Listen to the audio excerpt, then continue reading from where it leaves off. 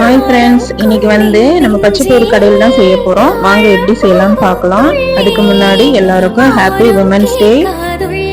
அதுக்கு முன்னாடி Nimmu cooking vlogsக்கு subscribe பண்ணிருங்க ஃப்ரெண்ட்ஸ். வாங்க ஃப்ரெண்ட்ஸ், இன்கிரிடியன்ட்ஸ் என்னன்னு பார்த்துடலாம். இன்னைக்கு நான் நைட்டே ஊற வச்சுட்டேன்.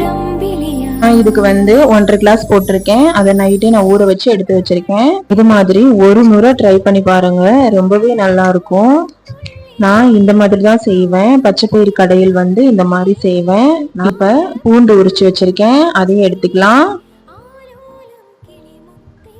அதுக்கப்புறம் பச்சை மிளகாயும் எடுத்திருக்கேன். நான் மிளகாத்தூள் சேர்க்க போறது இல்லை, அதனால பச்சை மிளகாய் எடுத்திருக்கேன். சின்ன வெங்காயம் உரிச்சு வச்சிருக்கேன், அதையும் எடுத்துக்கலாம்.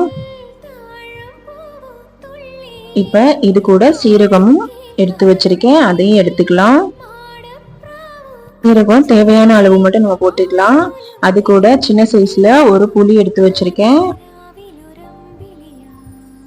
அதையும் சேர்த்துக்கலாம். இப்ப வாங்க எப்படி செய்யலாம்னு பார்க்கலாம்.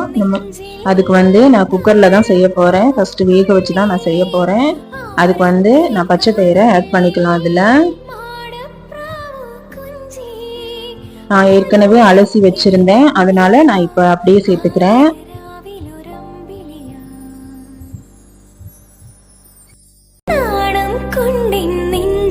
இப்ப அது கூட பூண்டும் சேர்த்துக்கலாம். இந்த மாதிரி உரிச்சு சேர்த்துக்கோங்க, இல்ல லாஸ்டா தாளிக்கும் போது கூட நீங்க தட்டி போட்டுக்கலாம். 1-2 தோலோட தட்டி போட்டா இன்னும் வாசனையா இருக்கும். இதுக்கப்புறம் சீரகம் கொஞ்சம் சேர்த்துக்கலாம். நம்ம எக்ஸ்ட்ரா போற சீரகம் சேர்த்துக்கலாம். அதுக்கப்புறமேட்டு ஒரு சின்ன சைஸ்ல புளி சேர்த்துக்கலாம். புளி ஏன் சேர்க்கிறேன்னா, நான் தக்காளி சேர்க்கல, அதனால நான் புளி சேர்க்கிறேன்.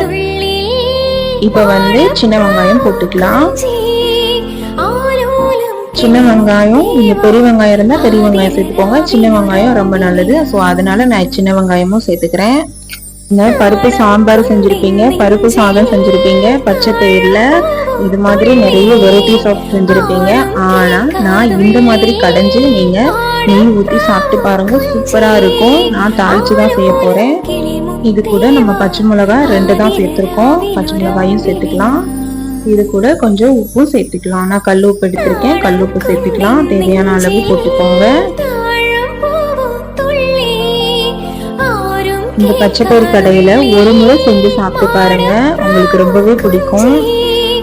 மிளகாத்தூள் எதுவும் சேர்க்க போறது இல்ல. இதுல கொஞ்சம் நான் மஞ்சள் சேர்த்துக்கிறேன், அதனாலதான் நான் பச்சை மிளகாய் 2 சேர்த்தேன். நம்ம தேவையான அளவு இதுல தண்ணி சேர்த்துக்கலாம். நம்ம சாம்பார் செய்யற மாதிரி இருந்தா கொஞ்சம் அதிகமா சேர்த்துக்கலாம். நம்ம கடையில் தான் செய்ய போறோம், அதனால தண்ணி அளவோடு சேர்த்துக்கோங்க. இப்ப குக்கரை மூடிட்டு இதை 3 விசில் வச்சு நம்ம எடுத்துக்கலாம். 3 விசில் வச்சு எடுத்தாலும் வெந்துரும் நல்லா.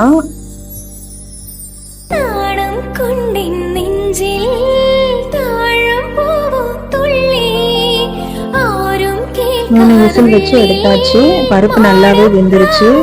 இப்ப இத கடைஞ்சி எடுத்துட்டு வந்துடலாம்.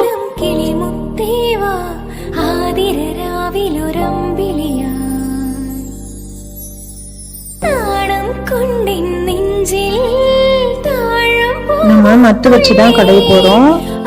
இது மாதிரி மத்து வச்சு நல்லா மசிச்சு எடுத்துக்கோங்க. எதுவுமே நம்ம பூண்டும் வெங்காயமும் நல்லாவே மசிச்சிடணும், அப்பதான் நல்லா இருக்கும்.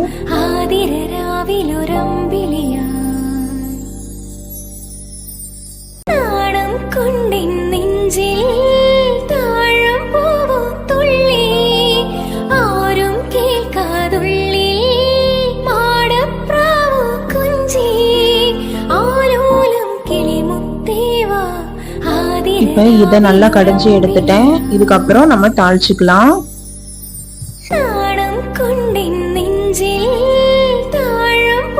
இப்ப தாளிக்கிறதுக்கு கொஞ்சம் எண்ணெய் ஊத்திக்கலாம். 2 ஸ்பூன் வர மாதிரி நான் எண்ணெய் ஊத்திருக்கேன். இது கூட உளுந்து சேர்த்துக்கலாம்,